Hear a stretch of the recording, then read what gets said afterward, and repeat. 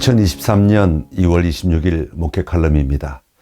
우리가 추구해야 하는 교회는, 예수님께서 부활하신 이후 제자들이 세워나갔던 교회는 어떤 모습이었을까요? 오늘처럼 조직화되고 제도화된 교회였을까요? 건물이 있고 주차장이 있고 교회 학교가 있고 부서가 따로 있는 그런 모습이었을까요? 그렇지 않을 것입니다. 초대 교회의 모습을 연구한 책들을 보면 당시 교회는 그리스도의 몸, 하나님의 가족, 그리고 그리스도의 신부로서 모이는 교회로 묘사하고 있습니다. 한마디로 관계성이 있는 교회였습니다. 성도와 성도가 긴밀하게 연결되어 있어 각자가 서로 몸의 지체로서 함께 누리는 교회였습니다. 반면 오늘 현대 교회는 오랜 시간이 지나면서 교회를 유지하기 위해 여러 가지 제도를 만들면서 제도화된 교회가 되었습니다. 사실 교회가 체계를 갖추고 조직을 꾸리며 여러 가지 전통을 만들다 보면 원래 주님께서 만드셨던 원형 가운데 놓치지 말아야 할 것을 놓치게 되는 일이 일어납니다. 왜냐하면 시간이 흐르면서 교회는 점점 체계화되고 조직적이 되어 사람의 의도대로 될 수밖에 없습니다. 이처럼 한번 조직화되면 그 체계를 유지하는 것에 관심이 있다 보니 주님이 머리이신 교회가 아니라 사람이 머리인 교회가 되어가는 것입니다. 사실 교회는 예수의 생명이 넘쳐나는 곳이어야 합니다.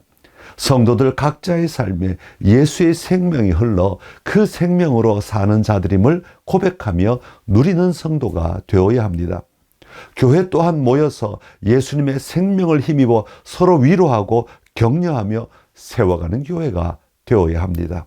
그런 교회는 단순합니다. 교회가 처음 세워질 때는 절대 복잡하지 않았습니다. 예수님의 제자로 살아가는 것입니다. 그러나 교회가 제도화되면서 질서를 유지하는 것과 전통이라는 것에 의해 점점 교회의 원래 모습을 상실해 가게 된 것입니다. 이런 관점에서 우리 교회를 바라보면 아쉬운 것 가운데 하나가 관계성입니다.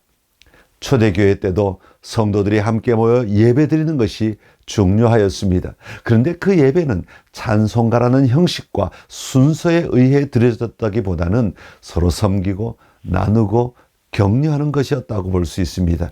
왜냐하면 초대교회의 예배는 보통 집에서 드렸기 때문입니다. 지금 우리처럼 앞을 바라보며 옆 사람이 누가 앉았는지도 모른 채 드리는 나 혼자 예배가 아니었습니다. 서로 둥글게 앉아 마주보며 서로의 삶을 나누고 교제하며 다양한 말씀을 나누며 삶의 결단을 가지는 예배였을 것입니다. 이런 예배는 성도 상호 간에 권면이 일어나며 격려가 있는 모임입니다. 어려운 환경 속에서 그리스도인으로 살아갈 때 서로 권면하고 격려하지 않으면 이겨낼 힘을 얻을 수 없었기 때문입니다. 신약에서 서로라는 단어를 거의 60번이나 발견할 수 있는 것은 그들의 모임이 서로를 바라보며 서로를 생각하며 서로를 세워가는 모임이었기 때문입니다. 오늘 선창교회도 이런 공동체로서의 관계성을 회복하는 교회가 되어야 합니다. 그러기 위해서는 주일 낮 예배로만 되지 않습니다. 모든 성도가 소그룹에 속해야 합니다. 함께 둘러앉아 서로의 이야기를 나눌 때 들어줄 수 있고 격려할 수 있는 숫자여야 합니다. 주일 예배로는 도저히 관계 속에서 드리는 예배가 있을 수 없습니다. 소그룹으로 흩어져 서로 관계 속에서 드리는 상호 권면, 상호 격려가 있는 예배가 드려져야 합니다. 그렇다고 주일 낮 예배를 드릴 필요가 없다는 것은 아닙니다. 주일 낮 예배가 가져다주는 또 다른 의미가 있기 때문입니다. 흩어져 관계성을 누리는 성도들이 함께 더 큰 공동체에 속하였음을 고백하고 누릴 수 있는 시간이 주일 예배이기 때문입니다.